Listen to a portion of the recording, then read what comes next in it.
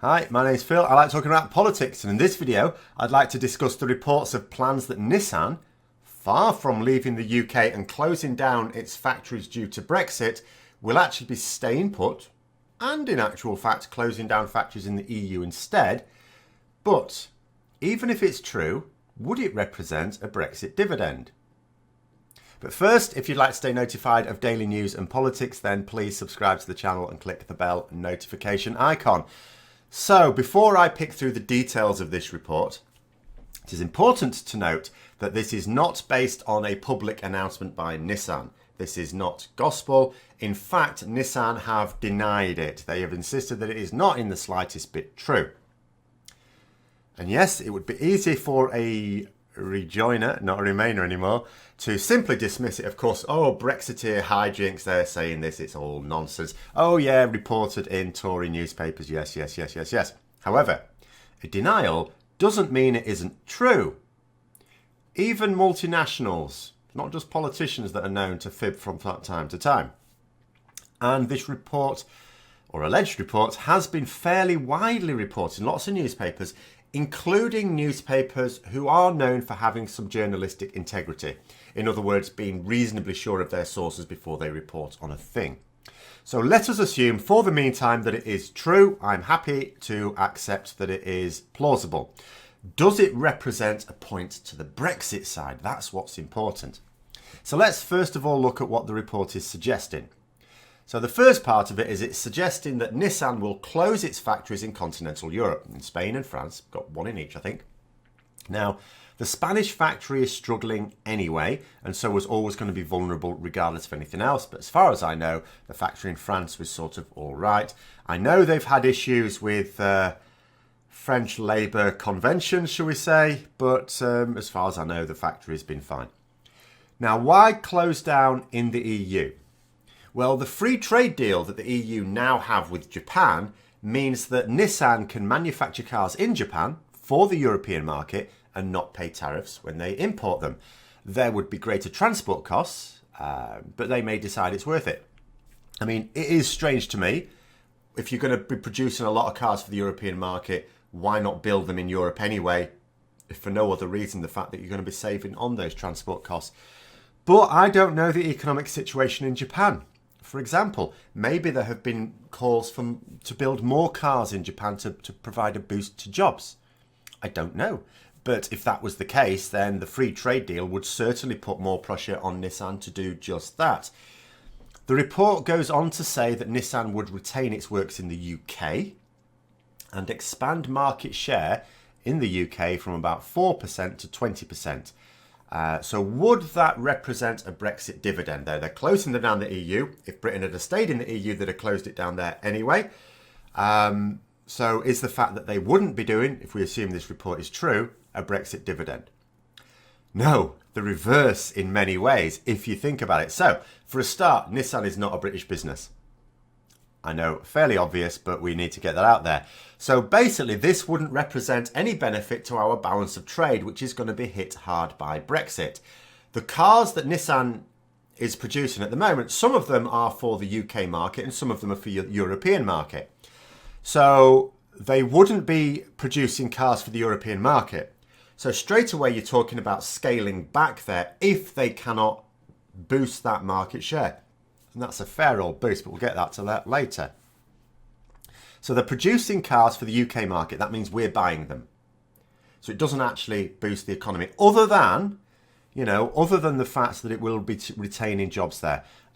That's not to be sniffed at. The fact that the jobs that are currently lost would be retained is not to be sniffed at, and I certainly wouldn't dismiss it simply because some will claim that it's a Brexit benefit. But think about why Nissan would do this.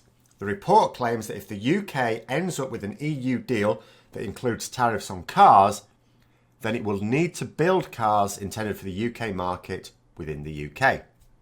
In other words, trade with the UK will be difficult for Japan in a way that it isn't for the EU. Because remember, if this report is true, the plan is to build cars for the European market in Japan, but not for the UK market because trade between Japan and the UK is going to be too difficult. That's what it's saying. And that cuts both ways. Japan is the UK's 7th most important market. So if Japan will experience greater difficulty in exporting to the UK, which is what this report claims is the reason for this alleged plan, then the same is true of British exporters to Japan, as the terms would be the same.